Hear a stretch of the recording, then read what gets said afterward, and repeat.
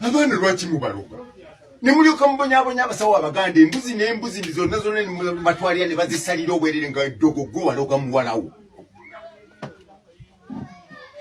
Mubisajja mulekeraawo okuta abaana abalenzi nga mubatadde nagalaale. Ekyana ekirenzi ne kigenda omukazi n'akifuka ku mutwe kubanga si kisajja kyasigala kyana ewuwo tewakisiibula. Abayi mwagala kunkola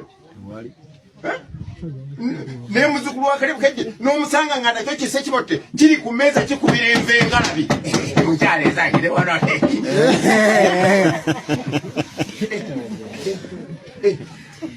naye nga mmwe mubakola ebyo. Omwana n'akugamba nti nvubuse njagala kugenda kwetongola nga bandabire. Oyo omwana omutadde. Waliwo oluwuzi oluli wakati w'ekkundi lyo n'erya mutabani wo. Oluwuzi olwo olina oddukutula omwana n'afuuka omusajja. Naye basajja mmwe kummwe nyinza n'okubabuuza nti kummwe alina emitigo ebiri mu nnyumba alwo n'abulawo. So nga bw'oba otambula n'olaba omuti gwe weegombye gukuule guteeketeeke bulungi guteeke mu nsonda yo. Omwana wo bw'abanga ayagala okwetongola ogwo gwe muggo gw'omuwa n'omugamba mwana gwe kwata ddamula genda olamula amakaago olamula ebyensonga.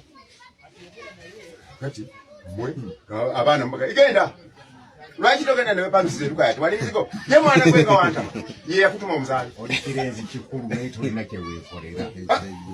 Mulaba ebyana byammwe ne bifuuka ebirerya kyova olaba ng'omwana ava mu nnyumba yo n'agenda mu dduuka n'agula empale ey'ebituli. Omwana alimu amagezi ayinza mwe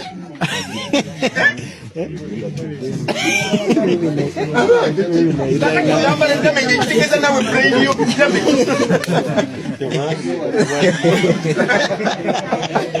Nze balimu wano oyinza okwambala empale ey'ebituli.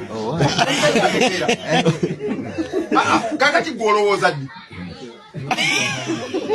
n'okwata emitwalo gy'omukaaga n'ogula jini enjulifu oba oliramu amagezi.